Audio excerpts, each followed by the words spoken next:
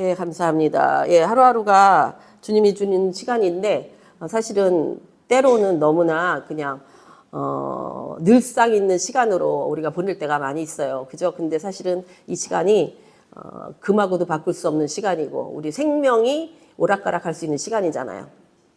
그런데 이 시간을 우리가 귀히 여기지 못함이 좀 아쉽죠.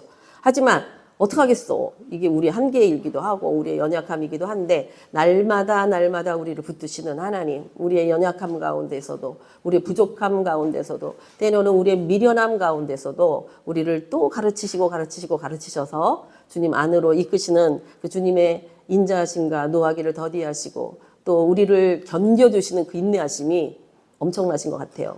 견뎌주시잖아, 인내함으로. 하나님의 이런 역사하심이 예, 오늘 우리에게 있음으로 인하여 감사합니다. 저는요, 가능한 한 매일, 우리 매번 모일 때마다 하나님이 주시는 어떤 새로운 것들, 진짜.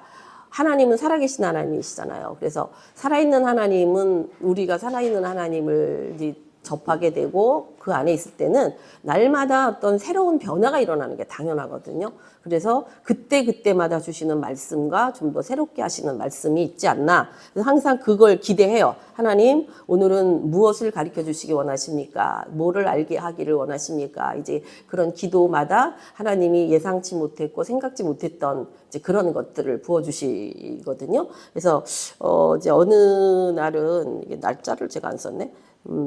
어느 날은 아브라함과 이삭과 야곱의 영성에 대해서, 그래서 제가 시작할 때에 꼭 여러분에게 선물을 주듯이 꼭 하나씩 저 스스로도 하나님을 통해서 주신 메시지이기 때문에 한 번도 생각해 보지 못했던 것들을 우리 주님이 이렇게 중간중간 타치해 주시는 거를 이제 느끼게 돼요. 그래서 여러분에게도 그런 걸 함께 나누길 원하는 게 제 마음이기 때문에 항상 먼저 이것을 하고 그리고 이제 우리 교제를 하게 되는 거고 또 오늘 그 주에 드리고자 하는 말씀을 이제 나누게 되는 겁니다.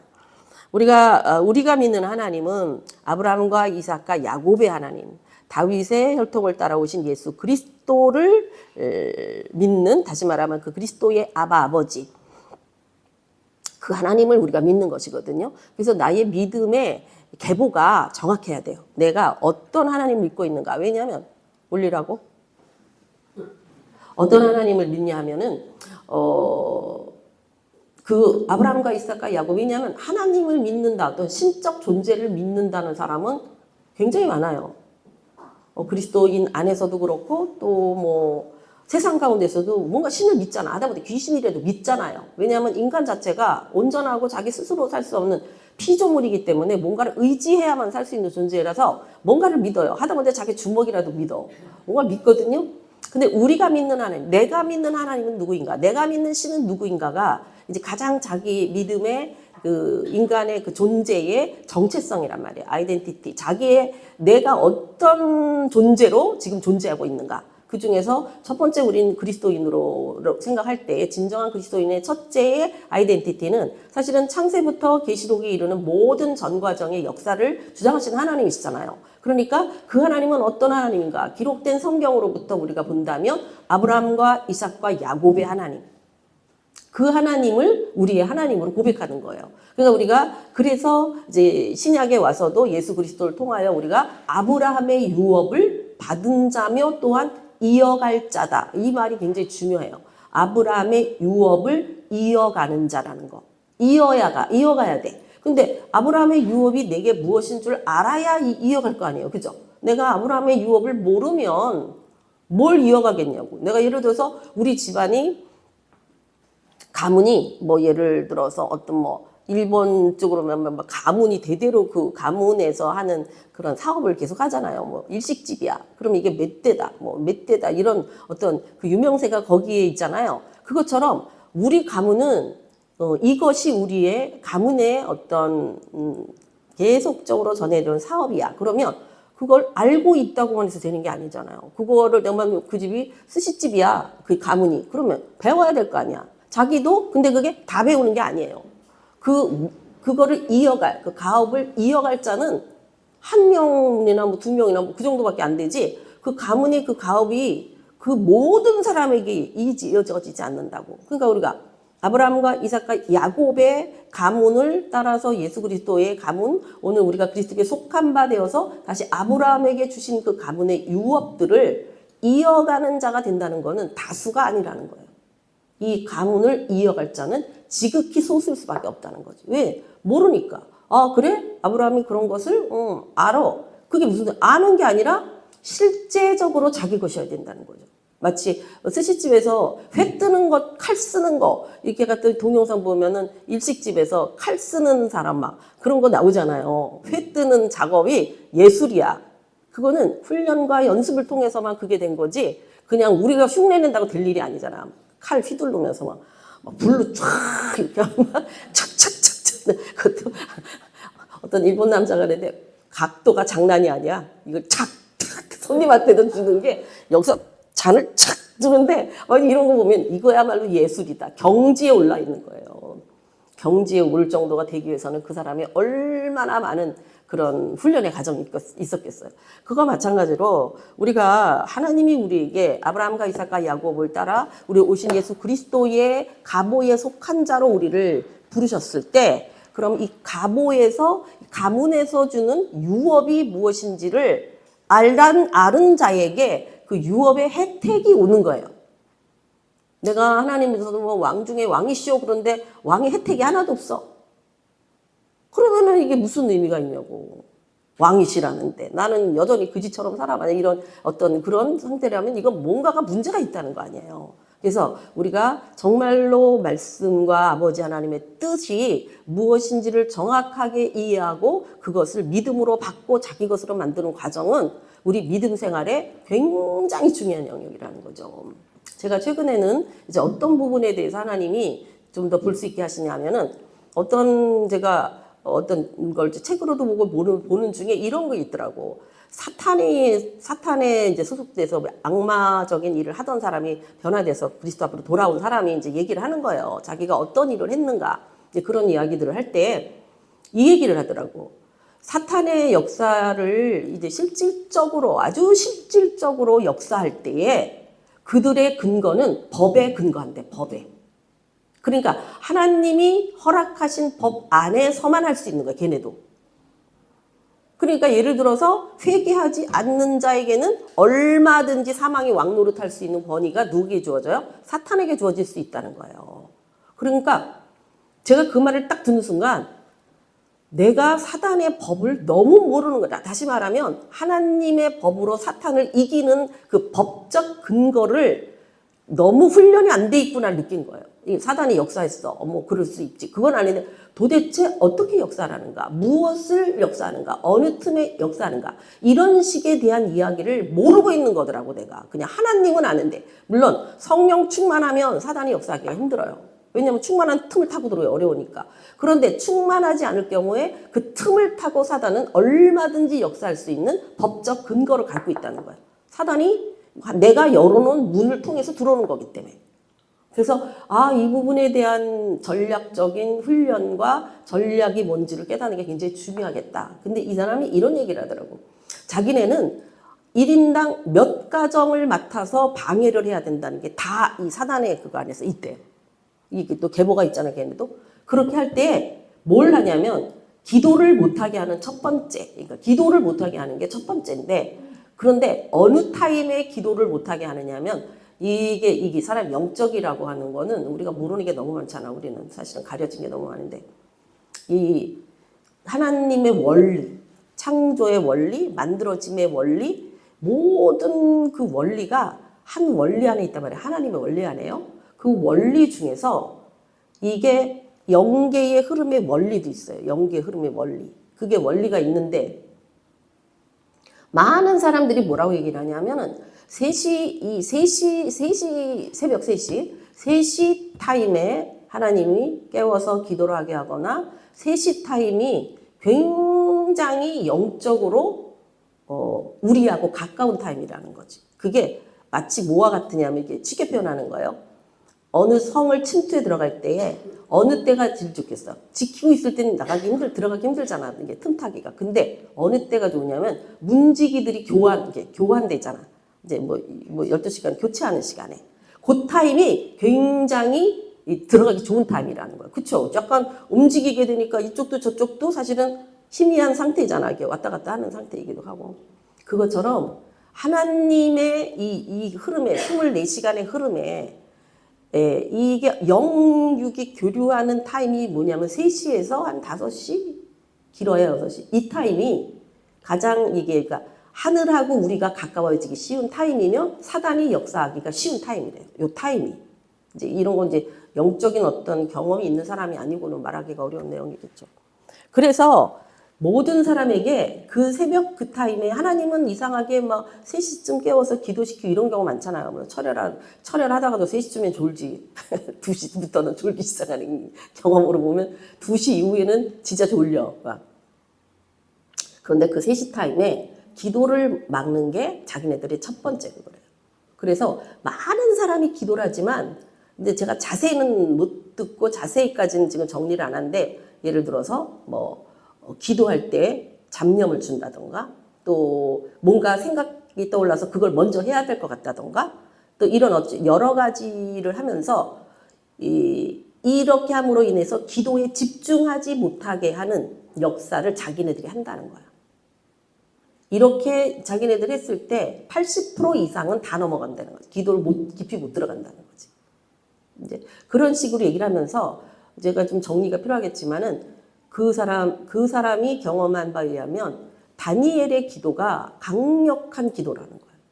그래서 100명을 막았으면 1명인가 2명에게만 침투에 들어가지 못한대. 그 자기네들이. 이유는 뭐냐면 다니엘 기도를 선포하고 있기 때문이래.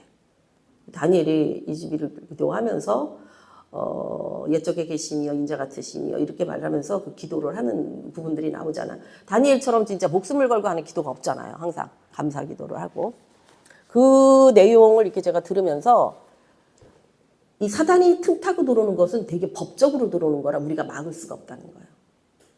무슨 말인지 이해하시겠어요? 내가 하나님의 법으로 대항하기 전에는 사단이 법적으로 틈 타고 들어오는 건 이미 내가 하자를 갖고 있기 때문에 그게 틈 타고 들어올 수 있게끔 열어놔서 내가 하나님의 말씀이나 하나님의 것으로 막기 전에는 사단은 얼마든지 나를 희롱할 수 있다는 거예요. 근데 그런 부분에 대해서 우리가 너무 모르고 있다는 거죠. 그냥 사단은 역사하네. 사탄이 역사하는 것 같아. 이건 사탄의 역사야. 이런 말은 잘하지만 도대체 내가 어떤 부분이 열려 있어서 나로 하여금 하나님께로 나가는 영역을 막고 있는지에 대해서 우리가 깊이 모른다는 거예요. 그러니까 우리가 준비가 안 돼 있는 거지. 이 대적하는 부분에 있어서. 그리고 그 얘기를 제가 이렇게 보면서 그 사단이 너가 이래서 내가 역사하는 거야 라고 하면 할 말이 없는 거예요. 하나님이 허락한 범위 아니기 때문에. 하나님도 할 말이 없는 거지. 하나님의 법이기 때문에. 그래서 앞으로는 이것이 진짜 사단은 너무나 실제적으로 우리를 방해하고 있는데 우리는 너무나 모호하게 방어조차도 하지 않고 있구나. 그리고 뭐만 우리가 원하냐면 물론 성령 충만을 원하죠. 성령 충만을 원하지. 그건 나쁜 게 잘못됐다는 게 아니라 성령 충만이 오셔서 성령이 임하시면 우리가 지금 계속 성령에 대해서 하잖아요. 성령이 임하시면 뭐를 드러내셔요? 죄에 대하여, 의에 대하여, 심판에 대하여. 성령 충만하면 뭐가 나타나야 되냐면 자기 죄가 나타나야 돼요. 죄에 굉장히 민감해져요. 민감하게 하셔요. 충만하니까. 빛이 오니까 어둠은 드러날 수밖에 없는 거죠. 그래서 성령 충만하다는 개념을 우리가 내가 어떻게 생각하고 있는가. 도대체 성령 충만하다 하는 거는 뭐냐. 이런 부분에 있어서 성령 충만함에 대한 자기 감각, 영적 감각. 그것이 되게 중요한데 이제 그런 관점에서 보면 우리의 믿음이라고 하는 것 자체가 되게 선명하지 않고 모호한 가운데 믿음을 가지고 있다. 수많은 그리스도인들이 나를 비롯해서 우리 모두가 그럼 이거를 어떻게 클리어하게 하나님 앞에서 믿음의 실체가 무엇이며 이거를 방해하는 사단의 역사가 무엇이며 이게 두 가지를 그래서 제가 전에부터 그런 얘기는 했어요. 우리가 성령 충만을 치를 구하면 사단의 역사를 막을 수 있는 그 권세와 능력은 삼은 가지고 있어야 된다. 그래야 성장 쪽으로 가지. 이게 어떤 사람은 또 막 전부 귀신의 역사를 모든 게 귀신의 역사야. 그래갖고 기쁨도 없어 맨날 싸워야 되기 때문에. 이런 사람도 문제죠. 그 사람은 이제 거의 8구가 귀신이야. 그냥 만사가 귀신을 쫓아내는데 이제 전력을 다해. 그러니까 쫓아만 내면 에너지가 없잖아요. 그것도 문제죠. 근데 어떤 사람은 성령 충만을 구하는데 그 성령 충만을 구해서 뭘 어떻게 어디다가 어떤 방법으로 써야 되는지를 모른단 말이야. 기름이 많아. 근데 기름을 어디다 쓸 거냐는 거죠. 이런 것이 분명하지 않기 때문에 우리 믿음 생활이 성장이 안 되는 거예요. 계속 머물러 있고 계속 반복되어진다. 이제 이게 정말 문제이다. 그래서 제가 처음 말씀드렸던 것처럼 우리의 믿음의 근간의 가장 기초적인 것은 우리는 아브라함과 이삭과 야곱의 혈통을 따라오신 다윗의 그 계보를 따라오신 예수 그리스도. 그래서 궁극적으로 예수님은 다윗의 왕권을 가지신이에요. 그래서 계시록적으로 쭉 가도 그분은 다윗의 왕권을, 왜냐하면 하나님이 내가 다윗의 왕권을 결코 망하게 하지 않겠다는 약속이 있거든요. 다윗이 마음에 합한 자라는 개념도 있고. 그래서 이 개념으로 볼 때 아브라함의 믿음이라는 게 뭐냐. 아브라함은요, 일단, 이 과정이 아브라함과 이삭과 야곱의 믿음이 우리에게 있어야 돼, 우리에게. 근데 이게 말하자면 꽃을 피운 사람이 누구냐면 다윗이에요. 근데 다윗에게 있어서, 다시 이제 오직 예수 그리스도는 다윗은 성령을 알았다니까. 그래서 예수 그리스도 안으로, 우리가 다윗 안으로 들어갈 수는 없잖아요. 그래서 예수 그리스도 안으로는 들어갈 수 있지. 그리고 그리스도가 내 안에 오셨으니까. 이것이 가능하기 때문에 예수 그리스도 안에서는 다윗의 그 왕권적인 말하자면 하나님과 그의 마음이 합한 자의 개념 속으로 들어가면서 그가 가진 믿음은 무엇이냐를 볼 때 아브라함과 이삭과 야곱의 믿음에 말하자면 총망라된 믿음을 지금 다윗이 가질 수 있고 그리고 예수님이 갖고 계신 거죠. 그래서 이 아브라함의 믿음을 보면요. 믿음은요. 일단은 약속으로부터 시작되죠. 약속으로부터. 그죠? 근데 그 약속은 뭡니까? 하나님의 말씀이에요. 그러니까 말씀이 없는 자는 약속 자체가 없는 거예요. 그러니까 우리가 하나님의 말씀을 근데 알긴 아는데 그것이 내게 주신 말씀이었을 때에, 그죠? 레마로 들렸을 때에 그 말씀이 나와 체결이 되는 거예요. 그러니까 성경을 아무리 봐도 말씀을 많이 봐. 무슨 말인지 모르겠어. 저 특히 귀신 들린 사람들을 보니까 성경을 보게 합니다. 귀신이. 역사가. 그러니까 막 보는데 아무리 봐도 무슨 뜻인지를 몰라. 왜? 눈은 가려져 있는 거예요. 그러니까 성경을 많이 본다고 해서 그게 다 영적이다라고 말하기는 어렵단 말이에요.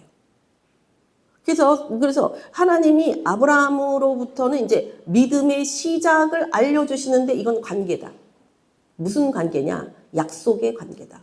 근데 무슨 약속이냐? 그 말씀을 믿음으로라고 하는 관계다. 말씀을 믿음으로. 근데 지금 하나님께서 아브라함에게 직접 말씀하셨잖아요. 아브라함에게. 그죠? 그러니까 내게 하신 말씀이 무엇이냐. 또 우리가 때로는 영적으로 기도를 받을 때도 있고 내가 성경을 보면서 내게 주신 말씀이 있을 때도 있고 어느 날 들으면서 레마로 받아질 때도 있고 그게 내게 주신 말씀이라는 얘기는 그 말씀은 약속이라는 거예요. 그러니까 말씀이 그 자리에서 당장 이루어지는 게 아니라는 거예요. 약속이라는 거예요. 약속은 그 약속의 과정을 통과했을 때, 뭐가 따랐을 때? 순종이 따라왔을 때 이루어지는 거예요. 그죠? 내가 너한테 100만 원을 줄게. 근데 언제냐면 내일 12시에 준다. 나랑 교회에서 만나자. 이렇게 약속을 했어. 약속 받았죠? 그럼 100만 원은 사실 누구 거예요? 그 상대방이 믿을 만한 사람이라면 내 거죠, 이미. 그렇지만 내 손에 아직 안 들어왔잖아요. 약속이 체결된 거예요. 문제는 어떻게 해야 돼요? 12시에 그 자리에 나가야 되는 거예요. 이것이 믿음인 거예요. 그러니까 순종하지 않는 믿음은 없는 거예요. 그러니까 순종까지 갔을 때 그거를 믿음이라고 말하는 거예요. 그러니까 나는 믿어요. 그런데 그렇게 못해요. 이건 말이 안 된다는 거지. 안 믿은 거지. 못 믿은 거거나 안 믿은 거거나 안 한 거죠. 그래서 믿음의 실체는 제가 늘 말하자면 믿음이란 단어 자체가 ing란 말이에요. 동사예요, 동사. 움직이고 있다는 거지. 순종되어질 때에 믿음이 확보되어져. 그 믿음은 뭐다? 하나님의 말씀, 약속이다. 그러니까 하나님의 말씀이. 그래서 근데 이 아브라함은 하나님 말씀하셨을 때에 하나님의 믿고 따랐죠. 그가 말씀을 믿음으로 의로 여김 바 되었습니다. 그러니까 믿고 어떻게 한 다음에? 따름으로. 너 지시할 땅으로 출발! 이랬을 때 어딘지 모른다니까. 근데 믿었어요. 그것도 처음. 그 전에 나타나신 적이 없었어. 처음 믿음으로 말미암아, 아니 그 말씀을 믿음으로 믿음을 처음 하나님의 약속을 받았는데 그가 움직였다는 거예요. 움직였다는 거예요. 그러니까 믿음은요, 결과물이 있기 전에 내가 움직이고 있어야 돼. 그 말씀에 근거해서. 움직이지 않는 사람은 절대로 믿음의 결과물이 없어요. 그래서 아브라함은요, 바로 우리에게 이걸 주시는 거예요. 하나님의 관계를 여는 믿음의 사람의 본보기예요. 그 말은 뭐다? 내게 주신 말씀을 행동으로 옮기는 것. 그것이 믿음의 첫 단계이다. 그죠? 그 다음에 이삭은요, 이삭이 이제 아브라함에게 주신 하나님의 약속을 이어받잖아. 계승하잖아. 근데 또한 이건 역시 하나님의 선택하심이야. 택하심이야. 왜냐하면 에서도 있고, 그죠? 뭐, 그 외에도 아브라함이 낳은 아들이 그 후에 7명인가 더 있어요. 이런 모든 관계 속에서, 6명이야? 아브라함과 이삭하고 합해서 다 총 8명? 총 8명. 그래요. 7명이지, 6명. 6명이 그 후에 더 있습니다. 그러니까 아브라함이 낳은 자기 친자가 사실 8명이란 말이에요. 근데 하나님은 누구를 뽑았느냐? 누구를 뽑았냐면 이삭이라고 하는 사람을 뽑았어요. 근데 여기 굉장히 중요한 비밀이 있습니다. 아브라함에게 약속할 때 벌써 뭐라고 말했냐면 내 몸에서 날 자가 내 씨가 된다라고 말했어. 내 몸에서 날 자. 그러니까 아브라함의 몸은 누구예요? 아브라함의 몸은 사라예요. 다른 몸은 진짜 몸이 아니야. 아브라함이 머리고 그 몸은 누구냐면 사라라고. 그래서 사라가 난 자가 약속의 아들이다라고 정확하게 말씀하고 있는 거예요. 다른 여자가 난 거는 의미가 없다는 거. 하갈이든 뭐든. 그래서 여기 있는 것처럼 이제 이삭을 보면 진짜 한 일이 없는 것 같아. 뭐 맨날 사람이 아주 소심해. A형인가 봐. 소심한 A형인가 봐. 그래갖군요.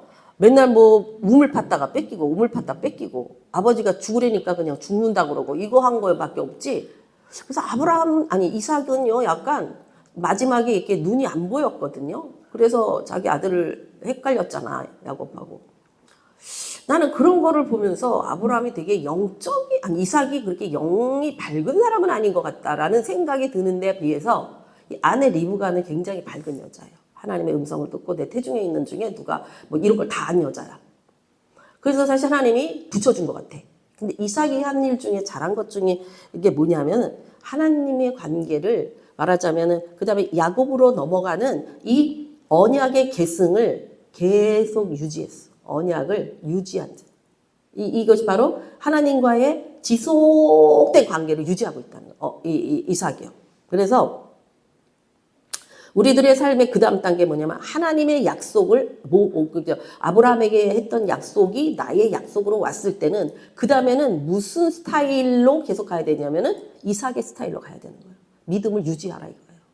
어떤 때는 확 올라갔다 어떤 때 확 떨어졌다가 아니라 계속적인 이 관계. 그러니까 그래서 이삭의 특징이 뭐냐면 어떤 갈등이 막 생겨도요 다투지를 않아. 이 사람의 특징이. 무슨 소리예요? 그걸 계속 유지하고 있다는 얘기예요. 그러니까 우리가 하나님 아멘에서도 어떤 때는 하나님의 어떤 거에 되게 아멘 그랬다가 막 하나님 하시는 게 되게 마음에 안 들기도 하고 막 섭섭하기도 하고 이러실 수 있나 저럴 수 있나 그러면서 막 하나님에 대한 원망도 생기고 막 이러잖아요. 이삭은 그걸 안 했다니까. 이 믿음을 유지해야 된다는 거죠. 우리 삶에서. 그리고 이삭이 지 아버지가 한 거랑 똑같이 했잖아요. 자기 리브가도 뭐 자기 팔아넘기기도 하고. 그런데 이 과정 속에서 다 빼앗기는 것 같고 주고 사는 인생인 것 같았는데 이 이삭의 특징 중에 하나는 뭐냐면요. 가만히 있었는데 그 해에 100배의 축복을 받은 자라 사실이에요. 부를 축적했어. 조용히. 무슨 소리입니까? 나는 그냥 100배라서 그냥 100배 주시 하나님이 100배, 60배, 30배 주니까 주나보다 생각했어. 근데 이게 엄청난 숫자더라고. 연봉, 그 해에 연봉에 100년치의 연봉을 받았다는 얘기예요. 100년치의 연봉이 왔다는 얘기야. 그러니까 예를 들어서 우리가 뭐 1년의 연봉을 5천이라고 칩시다.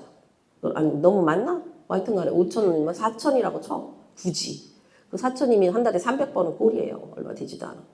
4천을 벌었잖아? 근데 그 해에 얼마가 왔어? 4억, 40억이 왔다는 얘기예요. 그 해에. 이 지금 얼마나 큰 축복인지 알겠죠? 그래서 제가 요즘은 하나님 이삭의 100배의 축복을 저에게 주세요. 그 기도하고 있어요. 아니 성경에 있으면 나한테도 이루어질 수 있잖아. 기도 안 하니까 안 이루어지지. 못 믿으니까 안 이루어지지. 그렇지 않아요? 하나님은 100배 못 주시겠어요? 줬다고 써 있으니까. 제가 빠지지 않고 하는 최근의 기도 중에 왜냐하면 앞으로는 이 마지막 때는 믿는 우리들이 살기가 굉장히 힘들어지는 타임이에요. 모든 것을 얻기가 힘든 타임이야. 지금부터 요셉의 창고를 모아듯이 모아놓지 않으면 근데 저는 우리 하나님 주신 비전 중에 하나는 나만 먹고 살자는 게 아니라 하나님 백성들을 먹여 살려야 된다는 거지. 마지막 때. 그래서 100배의 축복을 받았다. 연봉이 그 해에 100배가 왔다니까 그 해에 100배의 축복을 받았더라. 할렐루야. 엄청난 역사예요. 하나님의 역사는요. 우리가 상상할 수 없는 역사를 이미 이루신 일들이 기록되어져 있어요. 기록되어져 하셨다는 얘기죠. 그래서 이 이삭은요. 하나님의 관계를 지켜낸 사람이에요. 우리도 믿음이 좋았다가 왜 우리가 지금 말하자면 우리 이제 사모님들이 목회를 할 때는 기도를 합니다. 왜? 교회가 성장해야 되기 때문에. 근데 은퇴를 하거나 마지막 때쯤 되면 이런 모임에 안 와요. 왜? 기대감이 없어진 거야. 이제 와서 교회가 얼마나 성장하겠어. 이제 와서 기대가 없다는 얘기. 하나님의 역사예요. 그래서 기도도 안 하고 성경 공부도 안 하고 뭐만 한다? 놀러 가기만 한다. 사실이에요. 그 왜 그래요? 하나님의 역사가 끊긴 거야. 하나님의 약속을 끝까지 붙들어야 돼. 그러니까 초기에는 시작할 때는 하나님이 항상 약속을 주시거든요. 근데 그 약속을 붙들고 있지를 못하는 거예요. 중도에 파기시켜버려요. 이게 바로 이삭과 다른 삶이에요. 그러니까 이제 그 다음에 이제 야곱이잖아요. 야곱의 삶. 이 사람은 사실은 정말 투장적인 삶을 살았어. 원래 태어날 때부터 그러고 태어날 때도 그렇고 그죠? 야곱은요. 일생을 어쩌면 싸우는 씨름하면서 얻어낸 삶이에요. 왜냐하면 태어날 때부터 어쩌면 자기 몫이 아니었거든. 그런데 재밌는 건 하나님이 이미 그를 찍었다는 얘기. 하나님이 이미 택함을 받은 자라. 그래서 이 야곱이 자기가 택하심을 받음에 대한 확신이 없어서 의도적으로 엄마와 더불어서 엄마는 이제 그게 있는 사람인데 방법론에 있어서 문제야. 기도를 안 했었나 봐 그때. 수염을 막 붙이고 털을 붙이고 이때 기도를 안 하고 행동을 해갖고 정말 20년을 갖다가 이제 떠돌이 생활을 할 수밖에 없는 자기 집을 떠나 있는. 나중에는요 이들이 돌아와가지고요 같이 머물렀어요. 같이 한 장막에 머물렀다고 기록돼 있어요. 그래서 왔을 때 근데 이 사람이요 뭐냐면 하나님을 붙잡고 끝까지 씨름한 사람이라니까. 복을 달라 이거야. 약속을 확증하라 이거야. 마지막 그 싸움. 그 야포강에서 마지막 그 브니엘의 그 마지막 싸움이 브니엘은 하나님을 대면하다 뜻이에요. 그 야포강에서의 마지막 싸움이 이기면서 모든 자기 400명을 데리고 온 에서의 왜 400명을 뭐하러 데리고 와? 400명씩이나 동생 만나는데 죽이러 온 거예요. 근데 그 모든 역사를 바꿔버렸죠. 하나님을 통해서. 그래서 투쟁의 결과가 그래서 야곱이 왜 두 때를 내가 이루었나이다. 근데 무슨 두 때야? 왜 두 때지? 이게 이제 의미가 무슨 의미지? 그렇게 생각했는데 바로 드디어 장자의 명분이 두 때예요. 모든 가문에서 장자에게만 두 값을 주거든요. 다른 애 다 하나씩 주고 드디어 자기가 장자의 명분에 속한 두 때를 확보했다는 간증이지. 일종. 내가 두 때를 이뤘다. 아무것도 없었잖아. 그잖아요? 몸만 나왔잖아요. 근데 하나님이 두 때를 이루게 하셨죠. 그러니까 약속을 붙들고 끝까지 투쟁하여 얻은 자가 바로 야곱이라는 거예요. 그러니까 오늘 우리들의 믿음의 성장이 믿음으로 말미암는 모세와 같은 하나님의 말씀을 믿고 붙들고 순종하는 이삭과 같이 그 관계를 유지하여 견디고 투쟁하고 그 땀의 단계보다 그리고 그런 하나님의 것을 믿고 끝까지 붙드는 하나님의 방법으로 그런 이삭과 같은 삶의 모습. 그 다음에 뭐예요? 야곱과 같은 그런 투쟁적인 사단의 것, 빼앗긴 것들을 찾아내는 그와 같은. 근데 사실상 굉장히 성실한 삶이었지 사실은요 야곱이. 그래서 그 야곱으로 말미암아 12아들들과 그때 드디어 나라가 형성돼요. 하나님의 나라가. 뭐 아브라함과 이삭과 야곱의 그 믿음의 포인트가 결국 무엇으로 연결됐다 그러나 그러니까 하나님 나라의 특징인 거죠. 아브라함과 이삭과 야곱의 믿음에 기초한 것이 바로 하나님의 나라라는 거예요. 그래서 내 안에 하나님의 나라가 이루어진다라고 한다면 내게 아브라함과 이삭과 야곱의 상황, 상태들, 믿음과 그리고 하나님과의 관계성과 이삭은 관계성이에요. 관계와 그리고 하나님의 뜻을 이루고 그 약속이 성취되어지기 위한 그 이김, 싸움의 결과물이 우리에게 있어야 된다. 이것이 바로 아브라함과 이삭과 야곱의 그 약속의 유업을 이어가는 자들에게 나타나야 될 증거랍니다. 내 안에 하나님의 믿음에 대한 약속이 있어야 되고 그 약속을 끝까지 붙들고 갈 때 때로는 그것이 싸움이 되고 이거를 진짜 죽느냐 사느냐 하는 어떤 그런 상황이 있을 때라도 하나님을 붙들고 끝까지 싸워 이김으로 그 약속이 성취될 수 있도록 하는 그 끈질긴 믿음. 이런 것이 바로 오늘 믿는 우리들에게 언제까지 주님을 만나는 그날까지 하나님의 얼굴을 대면하는 그 순간까지 있어야 되는데 중도에 이게 다 포기된다는 거죠. 믿음도 흩어지고 이제 하나님에 대한 기대감도 없어지고 또 그냥 뭐 싸우는 건 뭐 어떻게 싸울 줄도 모르고 이와 같은 거 할 때는 결국은 뭐예요? 에서를 자기 건 다 앞서 보냈잖아요. 야복강에서 다 자기 거는 그동안에 모은 두 때는 다 보냈잖아. 그러면 그것도 다 잊어버리고 결국은 뭐예요? 거기서 여호와의 사자와 싸워 이기지 못했다면 그 사람의 주어지는 게 하나도 없어. 자기 죽는 거야. 에서 만나면 죽는 거거든. 그러니까 꽝인 거예요. 꽝. 우리가 이 믿음을 주님 앞에 끝까지 지켜나가지 못하면 내 인생은 꽝이라고. 우리는 더 문제지 어디로 가? 지옥과 나로 가기 때문에. 그러니까 이와 같은 우리의 그 믿음의 실체라고 하는 것이 그러니까 이제 야복강에서도 막 싸워서 이기잖아요. 우리가 싸움이 필요하다니까 마지막에 싸워 이기는 자에게만 하나님의 것이 내 몫이 된다니까. 싸워 이기기 위해서는 제일 먼저 이제 싸워야 될 게 지난 시간에 제가 말씀드렸듯이 내 안에 나와 싸우는 선한 싸움에서 이겨야 되고 두 번째는 누구하고 싸워야 된다? 사단의 역사에 휘둘리면 안 된다. 사단의 역사를 분별하고 나 자신과 그리고 하나님의 일하심의 역사하심의 그것에 대한 확실한 법적 근거를 가지고 싸워야 된다는 법적 근거. 우리가 그런 부분을 너무 준비를 안 했구나 싶어서 제가 이제 이 부분에 대한 포인트를 좀 앞으로 잡아가서 실질적으로 우리가 어떻게 그래서 궁극적으로는요 이제 야곱이 이겼잖아요. 그래서 야복강을 넘어갔잖아요. 그럼 어떻게 돼? 그 원수조차도 형조차도 내 사람이 됐죠. 그 먼저 앞서 보냈던 처가 자기 식구들 전부 처나 자식이나 또 노비나 물건이 다 왔어. 드디어 야곱이 자기 몫을 챙긴 거예요. 그러니까 그것처럼 진정한 내 몫은 야복강 건너서 에서를 만나고 난 후의 문제죠. 그죠? 왜냐하면 여전히 에서가 죽이려고 하잖아, 나를. 그러니까 하나님의 보증하심과 확증이 있는 그 단계까지 갔을 때 실질적으로 그것이 내 것이 된다. 이것이 하나님 나라에서 얻을 수 있는 것들인데 여기까지 끝까지 완주하지 못하면 다 뺏긴다는 거. 아무것도 없다는 거예요. 죽는 거라는 거 그냥. 그렇잖아요? 야곱의 인생이 죽음으로 끝나겠지. 그 다음에 12지파가 어디 있어요? 12지파가 다 거기서 죽었는데. 아니면 뭐 에서 밑에 가서 종노릇 하던가. 그죠?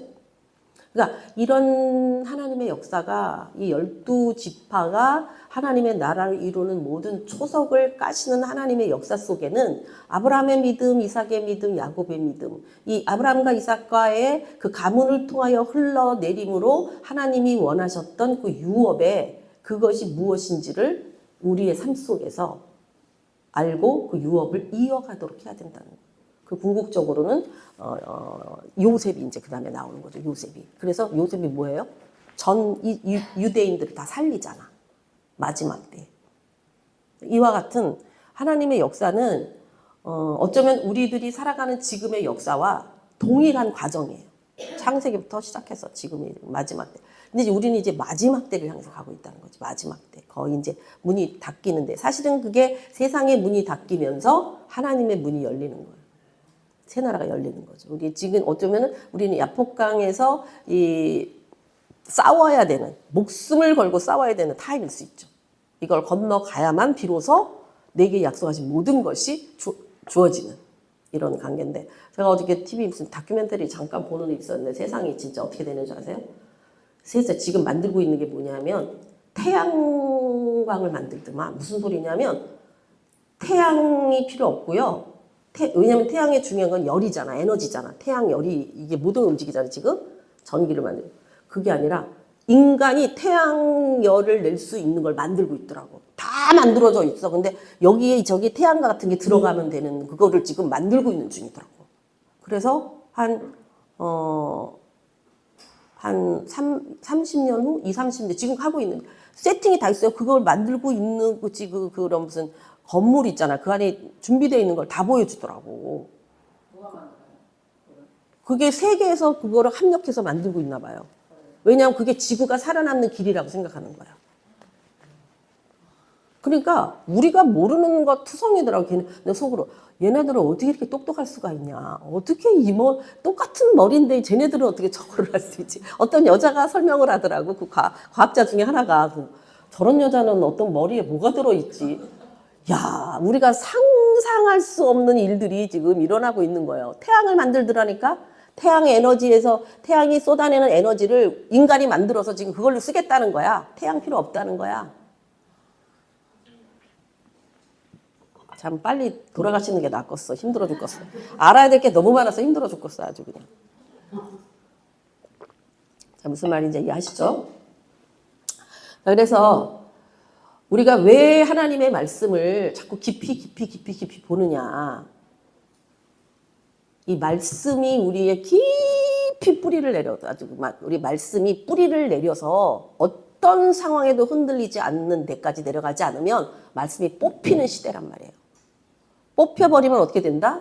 우리는 하나님 보증이 없어요. 세상 사람들과 똑같이 그냥 세상에 바람에 나는 겨처럼 살다가 죽으면 어떻게 된다? 하나님께 못 가니까 당연히 지옥에 가 있는 거죠. 제가 하나 또 발견한 거는 이건 다음 타임에 할게요. 예수님의 출생부터 부활하시고 승천하시는 이 모든 역사가 내가 안 풀렸던 것 중에 하나가 뭐냐면 예수님이 2박 3일 동안 죽으신 거잖아. 육이 죽은 상태 속에서 성경대로라면은 그 노아 이전의 사람들의 옥에 가셨다라는 차원이었거든요. 그래서 이 부분을 뭘 말씀하시는가? 근데 이게 풀렸어. 그래서 예수님의 출생, 뱃속에서 성령으로 잉태하심부터 마지막 지금 다시 오실 예수 그리스도와 이 모든 게 다 풀렸어요. 저는. 이 타임, 이건 다음에 이제 말씀드릴게요. 자, 로마서, 시간이 별로 없어서. 그래서 예수 믿는 우리가 지금 뭘 해야 되는지가 정확하게 드러나더라고. 지금 우리가 뭘 해야 하는 게 맞는지. 자, 로마서 봅니다. 로마서 간단하게 보고, 45분에 마치도록 할게요. 45, 우리 50분에 출발하면 되는, 우리가 언제, 밥 맞춰놨어요? 사모님? 밥 맞춰놨어? 아니, 그냥 늦지만 않게 오면 된대. 오늘? 자기네가 늦는 시간이 몇 시인데? 12시? 12시 넘으면 늦은 거죠. 그러니까 12시까지는 가도록 해야 된다는 얘기죠. 오케이. 자, 로마서 볼게요. 로마서. 이 로마서는 성경의 66권 중에서요. 마치 반지의 보석과 같다라고 말하는 게 로마서예요. 그래서 이 로마서를 우리가 정확하게 이해하고 있으면 확실한 구원론과 더불어서 이게 율법의 문제냐 복음의 문제냐가 확 드러나요. 오늘 우리가 헷갈리는 것 중에 하나가 뭐냐면 율법에 속한 삶으로 율법의 관점으로 믿음을 보느냐 복음의 관점으로 복음으로 말씀을 보느냐 이게 차이점이에요. 그러니까 특징 중에 하나가 율법의 관점이 묶여있는 사람의 특징은 뭐냐면은 사는 게 힘들어. 왜 힘드냐?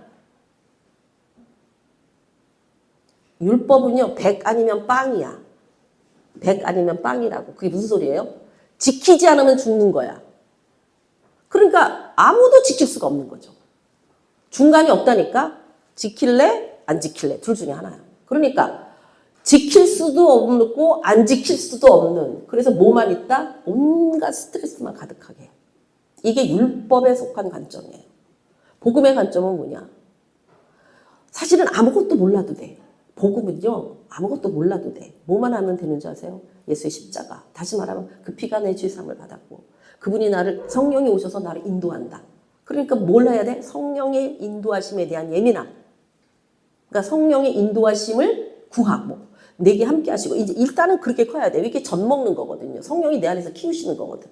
그런데 이 사람들의 특징은 3살짜리 애들은 3살짜리하고 놀 때는 아무 문제가 없죠. 그죠? 자기네 또래 집단이니까. 근데 얘가 3살에 머물러 있으니까 5살이 될 수 있잖아. 그럼 5살짜리가 3살짜리하고 놀 때 하는 짓이 어떻겠어?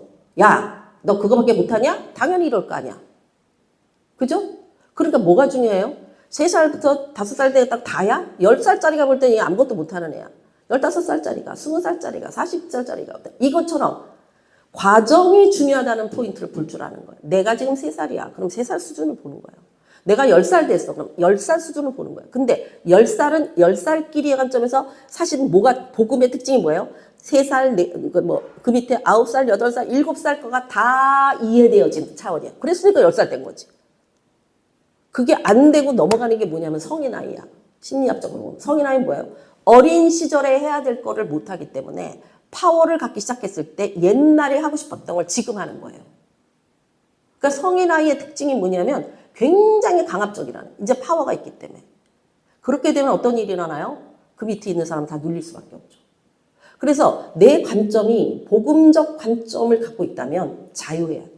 어떤 사람도 오케이야. 왜? 과정이니까. 그래서 아기부터 저분은 나보다 훨씬 훌륭하구나. 오케이. 난 배울 게 많겠네. 이 사람 나보다 어리구나. 그렇지. 나도 저런 과정 거쳤지. 그때 참 이런 게 힘들었지. 내가 너를 어떻게 도와줄까? 이런 관점으로 자유하다는 거예요. 그래서 이 율법적 차원에 속한 관점을 가진 자와 복음적 차원에 속한 자들이, 예를 들어서 본인은 괜찮을 수도 있지. 난 율법을 하니까 더 열심히 해야 돼 말이야. 힘들지 자기도. 근데 문제는 그와 함께하는 자들이 힘들어진다. 여러분이 사모님들도 자신이 갖고 있는 관점이 이게 율법적 관점으로 계속 성도들을 누리 찍는지, 복음적 관점을 갖고 있는 자유함과 위로함과 함께함을, 왜냐하면 내가 다 겪은 일들이니까 뭘 뭐라 그러겠어. 이게 특히 목사님들에게서 굉장히 그렇게 잘 나타나는 부분이에요. 강대상에서 그런 부분이 되게 묶일 수도 있고 풀어질 수도 있다는 거죠. 제가 지난번에도 말했지만은 누구라고 말하기는 어렵지만은 하여튼, 왜냐하면 이게 다 나가기 때문에 국제적으로 다 나가기 때문에 말하기가 어려워. 그런 분이 너무 율법적인, 근데 그분이 그럼 복음을 모르느냐? 그렇잖아요. 예수의 피 십자가 다 말해요. 근데 막 모든 것을 순종해야 돼. 복종해야 돼. 그거 네 돈으로 해야 돼. 막 이런 식으로 하니까 거기 있는 분들이 자유가 없어. 늘 하면서도 못하는 것 같아서 죄책감이 시달려가지고 우리 교회 오시더니 그분이 완전히, 그러면서 그게 또 전부 다인 줄 알고 왔는데 자기네 교회만 진짜인 줄 알았대. 나머지는 다 잘못됐다고 생각했대. 그만큼 하나님에게 헌신이 없으니까. 근데 지금 와가지고, 그러니까 제가 말씀드렸잖아요. 영과 혼과 몸의 분리가 일어나가지고 이분이 잠을 못 자고 막 그렇다고. 그럴 수밖에 없죠. 왜냐하면 자기가 경험한 여태까지의 믿음이 다른 차원으로 넘어가 버리니까 이분이 육으로 감당이 안 되는 거야. 성령 충만은 안 돼. 이게 뭐가 문제인지 모르는 거야. 몸이 막 트러블이 일어나는, 몸이. 잠을 못 자. 잠이 안 와. 이와 같은 그런 과정에서 시간이 지나고 보면요. 하나님 안에 있다는 건 사실 굉장히 편한 거거든요. 근데 전에는요. 내가 잘하려고 무진장 했었거든요. 근데 잘 안 됐잖아요. 내가 기대했던 것만큼. 그러니까 사실은 이 율법의 과정이 복음으로 넘어가야 진짜 오라나는 곤고한 자로다라고 하는 로마서 7장의 과정이 넘어가야 그 다음부터 성령의 법이에요. 성령의 법은 내 법이 아니야. 성령의 법이지. 내 법으로 하려고 그러면 안 되죠. 그러니까 어떻게 해야 돼? 성령에게 위임해야죠. 어떤 역사를 성령에게 위임해야 된다고. 성령님 하시옵소서. 그래야 되는데 내가 저걸 가르쳐야 되는데 내가 이렇게 해줘야 되는데 내 말을 안 들으면 안 되는데 이렇게 되면 이제 다 엉기는 거지. 이런 부분에 있어서 왜냐하면 내 믿음의 이게 모든 과정을 통해서 보면 그렇게 묶여있던 시간. 그래서 제가 초기 때 목회할 때요. 초기 때 목회하는 거 진짜 개척했을 때 우리 교인들이 되게 무서워했어요. 나는 몰랐어. 그래서 집사님 이따 만나요 그러면 에? 제가 뭐 잘못했어요? 무슨 말씀하세요? 그러니 굉장히 많이 했어. 근데 나 사실 그렇게 무섭게 한다고 생각하지도 않았는데 그들이 볼 때는 뭔가 그런 게 있었나 봐. 근데 지금 내가 왜 그럴까라는 걸 쭉 보면 제 자신이 되게 엄격한 스타일이거든요. 내 스타일이. 그러니까 다른 사람이 엄격하지 않은 꼴이 눈에 탁탁탁 튀는 거야. 그러다 보니 이제 나도 모르게 이제 눈빛으로 쐈나 보지 뭐. 똑바로 해라. 뭐 이런 게 쐈나 봐. 그러니까 누구 권사님 이러면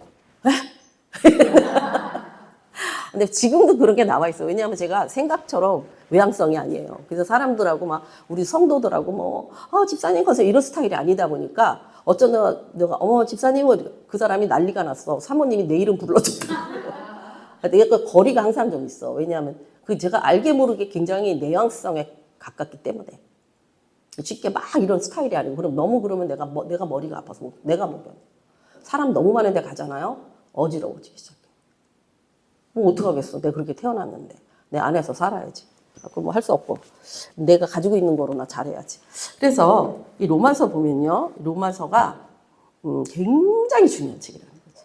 이 복음과 율법. 그래서 진짜 제가 율법이 뭐냐, 복음이 뭐냐를 굉장히 많이 연구하다 연구했고 그것이 다른 점이 뭔가를 저는 내 자신에게서 율법에서 복음으로 넘어가는 처절한 단계가 있었어요. 정말로 내가 아무것도 할 수 없구나. 내가 하는 모든 게 가짜구나. 내가 해봤자 의미가 없구나. 막 이런 정말 처절한 오란하는 곤관자로다. 누가 이 사망의 몸에서 나는 구원받을 수가 없다라는 게 너무나 절절하게 느껴지는 거야. 근데 어떤 사람이 그렇게 느끼냐면요. 철저하게 말씀대로 살려고 하는 사람에게 그게 오는 거예요. 안 된다고 하는 타임이 와. 근데 그냥 뭐 적당하게 뭐 은혜로 복음으로 믿음으로 사랑으로 이렇게 사는 사람은 이 단계가 안 와. 제가 보니까 오기가 힘들어요. 성격상. 그래도 늘 그 자리야. 맨날 거기서 펄럭거려. 올라갔다 내려갔다 펄럭거려. 근데 이 단계를 그래서 사업이 성공하는 스타일이요. 내향성 가진 사람이 사업이 성공합니다. 우리가 외향성이 성공한 것 같죠. 이건 프로테이지. 이게 내향성의 사람이 더 깊이 보는 거야. 자꾸 내면을 들여다보니까. 그래서 내 안에 나 같은 것이 구원받았다고 하는 처절한 로마서 7장의 오란하는 곤관자로다. 곤고하다라는 거는 1도 기대할 게 없다는 표현이에요. 정말 내가 구원받을 만한 자인가? 왜냐하면 나는 무진장 열심히 했어. 내가 최선을 다했어. 애쓰고 힘썼어. 안 된다는 거야. 이 단계가 처절하게 자기에게 왔을 때 그래서 맨 처음에 바울이 잘난 척하고 막 자기가 예수 만나고 난 다음에 막 전도한다고 나돌아다니다가 막 나중엔 돌에 맞아 죽을 뻔해서 바구니 타고 내려왔잖아요. 하나님이요. 14년 후에 바울을 쓰기 시작합니다. 14년 후에. 다메섹에서 3년 동안 훈련하고 아라비아에서 3년 동안 훈련하고 바울이라고 해서 그런 연단의 기간이 없었던 게 아니라는 거예요. 14년 후에 드디어 바울이 나타나기 시작해. 하나님 일시키기 시작해.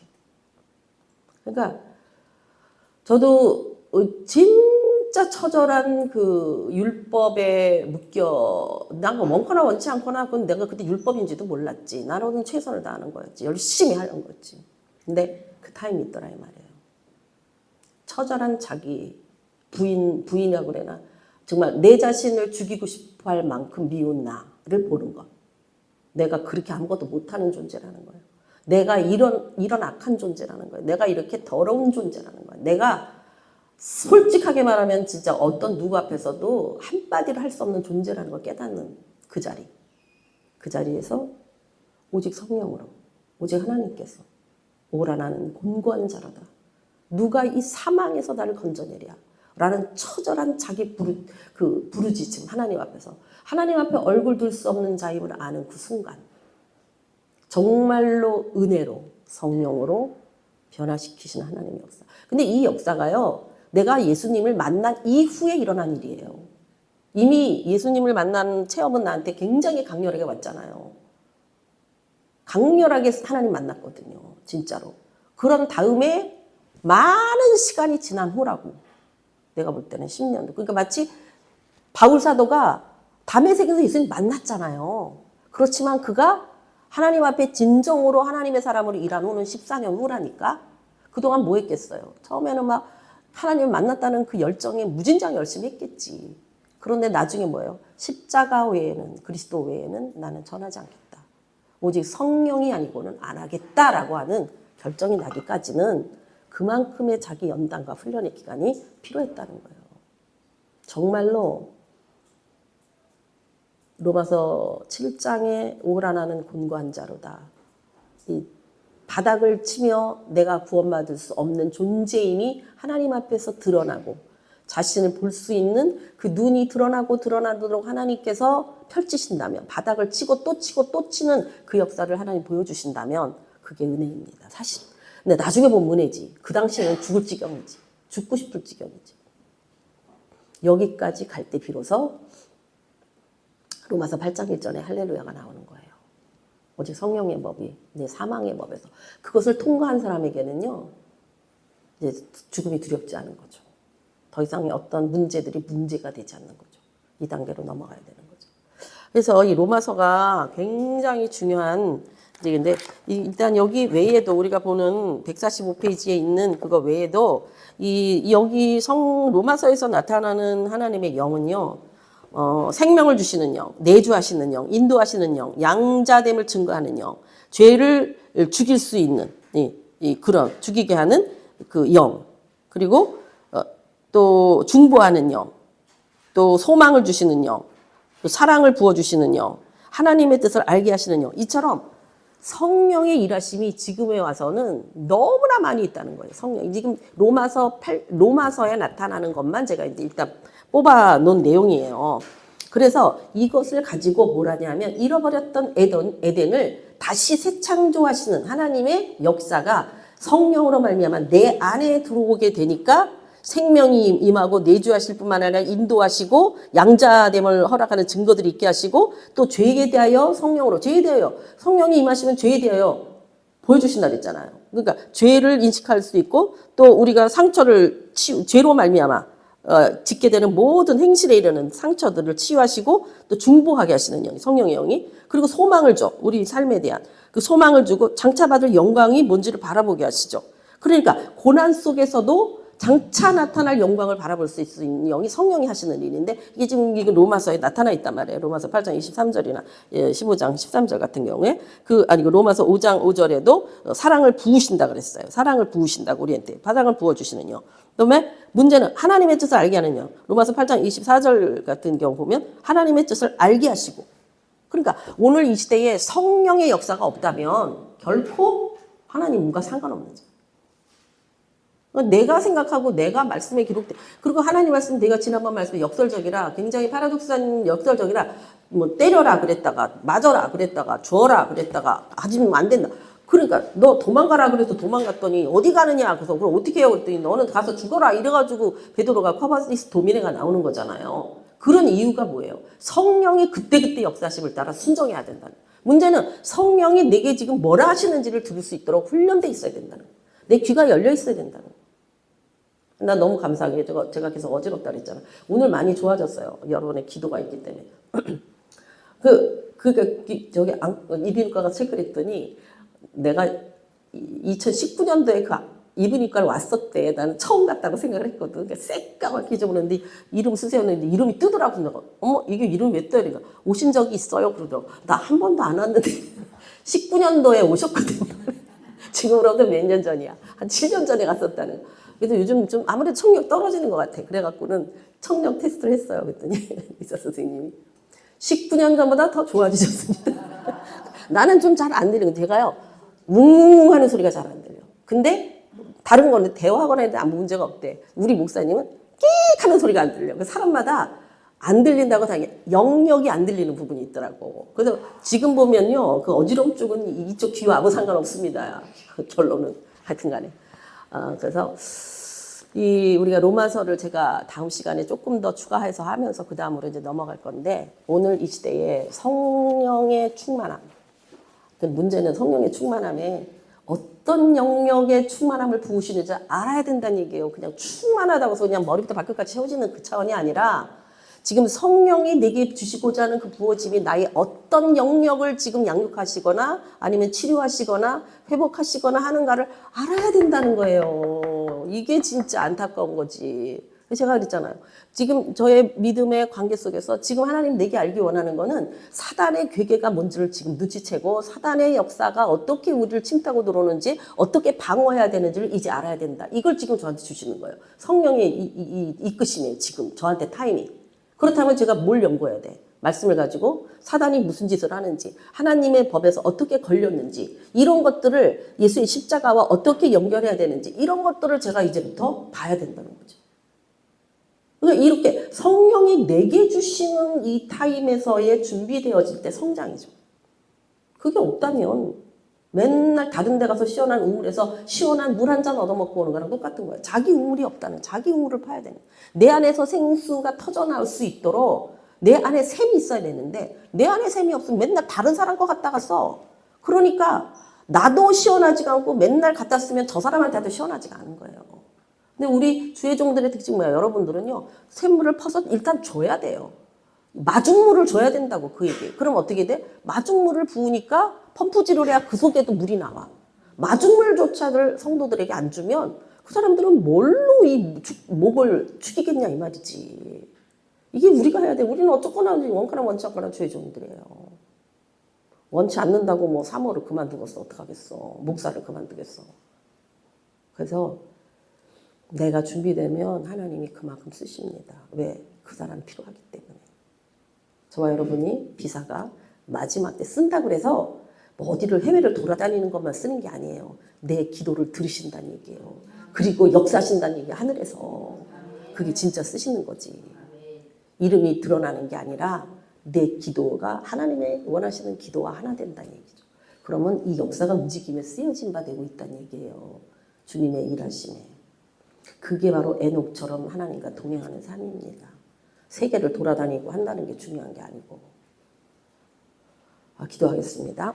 하나님, 오늘도 말씀을 통하여서 우리가 가야 될 방향과 성령님의 역사하심에 충만하심이 사단의 역사가 어떠한 것을 알아 아버지 하나님이 예비하신 그래서 좁은 길이요 협잡한 길이요 가는 자가 적은 길이지만 이 길만이 생명의 길이며 영생의 길인 줄 알아. 하나님 우리가 이 길 가기를 포기하지 않습니다. 우리 주님도 우리가 이 길 가기를 포기하지 않고 주와 함께 끝까지 정말로 아브라함과 이삭과 야곱의 그 믿음의 유업을 알아 유업을 이어가는 자로 또한 우리에게 끝나는 게 아니라 하나님의 백성들을 먹이고 그들을 이끌어 하나님의 유업을 이어가는 자로 마침내 하나님의 나라가 확장되어지는 역사에 하나님 종들을 쓰시옵소서.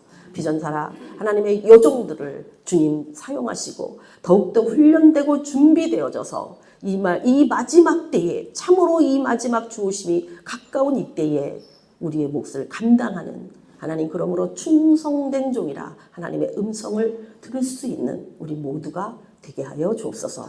이 선한 역사 이루실 주님을 찬양하며 또한 이 메시지를 듣는 세계에 흩어져 있는 사랑하는 선교사님들 그들의 모든 영역 속에도 하나님 동일하고 아니 더욱더 충만한 하나님의 역사가 그들의 삶의 현장과 그 현장에 그곳에 나타나게 하여 주실 주님을 찬양합니다. 모든 것 의지하며 감사하며 예수님의 이름으로 기도했습니다. 아멘.